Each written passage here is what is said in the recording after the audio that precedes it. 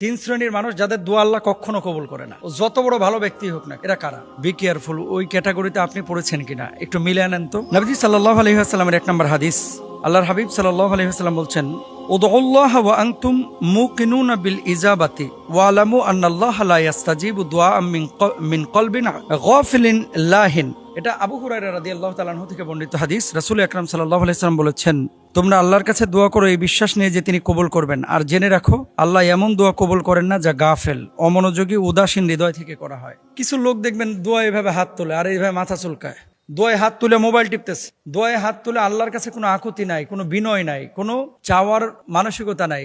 ওই হুজুর হাত তুলছে, হাত তুলছে। এই গাফেল উদাসীন কোন ব্যক্তির দোয়া আল্লাহ তাআলা কবুল করেন না। তাহলে কি করতে হবে? উদউনি আস্তাজিব লাকুম, ডাকার মতো ডাকতে হবে, চোখের পানিটা ছাড়তে হবে, ভেতর থেকে কথা বলতে হবে, ইমোশনাল ভাব নিয়ে আসতে হবে, আল্লাহ তাআলা দোয়া কবুল করবেন। এখন আপনি দোয়া করতেছেন এইভাবে হাত তুলে, হাত তুলছে আল্লাহর কাছে, আর মন হচ্ছে ফোনের দিকে, মন হচ্ছে প্রেমিকার দিকে, মন হচ্ছে দোকানের দিকে, মন হচ্ছে দুনিয়াবি সামানার দিকে, তাহলে তো দোয়া কবুল হবে না। তো 1 নম্বর ব্যক্তি গাফেল, যে তার দোয়া আল্লাহ তাআলা কবুল করেন না। 2 নম্বর, হারাম উপার্জন ও খাবারের কারণে দোয়া কবুল হয় না, যারা এই ধরনের কাজ করে। হাদিসের মধ্যে কি আছে? ইউতিলুস সাফরা আশআসা আকবার ইয়ামুদ্দু ইয়াদাইহি ইলাস সামা ইয়া রব্বি ওয়া মাতআমুহু হারামুন ওয়া মাশরাবুহু হারামুন ওয়া গুদিয়া বিল হারাম ফাআন্না ইউস্তাজাবু লিযালিক। নবীজি বলেছেন যে এক ব্যক্তি যে খায় হারাম, পরে হারাম, যার শরীরটা হারাম দ্বারা গঠিত, দীর্ঘ সফরে ক্লান্ত অবস্থায় আকাশের দিকে হাত তুলে বলে, হে আমার রব, হে আমার রব, আপনি আমার দোয়া কবুল করেন, অথচ বেটা খায় হারাম, পরে হারাম, শরীর গঠন করেছে হারাম, এর দোয়াকে আল্লাহ কবুল করবেন না। তাহলে যারা হারামখোর, ঘুষখোর, সুদখোর, শরীরটা, রক্তটা, গোশতটা যার হারাম দিয়ে গঠিত, আল্লাহ তাআলা তার দোয়া কবুল করবেন না। এটা হচ্ছে 2 নম্বর। তাহলে দোয়া কবুলের জন্য প্রথম শর্ত হচ্ছে কি? ইবাদত বন্দেগীর পাশাপাশি হালাল উপার্জন আপনাকে করতে হবে। খাইবেন হারাম আর দোয়া করবেন ফটফটায় কবুল হবে, এটা হবে না। 3 নম্বর, তাড়াহুড়ো করে দোয়া ছেড়ে দেওয়া।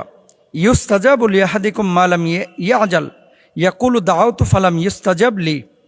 তোমাদের দোয়া কবুল করা হয় যতক্ষণ না সে তাড়াহুড়া করে বলে আমি দোয়া করছি কিন্তু আমার দোয়া কবুল হয়নি। কোনো ব্যক্তি যদি দোয়া করার পরে রাতারাতি কবুল করতে চায়, যে আল্লাহ কেন কবুল করছে না? হুজুর এত দোয়া করলাম, জীবনে কোনো দোয়া তো কবুল হচ্ছে না। দেখেন, দোয়া কবুল হবেই 3টা পদ্ধতিতে, হয় দুনিয়ায় পাবেন, অথবা আখেরাতে পাবেন, অথবা দেরিতে পাবেন। পাবেন 100%, এটা আল্লাহর ঘোষণা। এখন আপনি পাচ্ছেন না, সমস্যা আপনার, আপনি ডাকার মতো ডাকতে পারছেন না। অনেক বিষয় আছে, যেমন এই দোয়াটা এখন কবুল করলে আপনি চাচ্ছেন আল্লাহর কাছে 1 কোটি টাকা দেন। কারণ আপনারা এখন যদি 1 কোটি টাকা দেওয়া হয়, 1 কোটির ভার আপনি সামলাইতে পারবেন?